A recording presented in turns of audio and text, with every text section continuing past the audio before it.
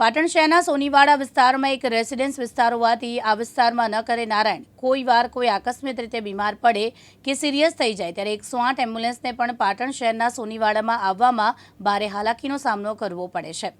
ત્યારે ગંભીર સમસ્યાને ધ્યાનમાં લઈ પાટણ નગરપાલિકાના સત્તાધીશો પાટણ શહેરના સોનીવાડા ઝવેરી બજારમાં સોની મહાજનો દ્વારા ગેરકાયદેસર રીતે પોતાના વાહનના પાર્કિંગ રોડની બંને સાઈડો ઉપર કરવામાં આવી રહ્યા છે।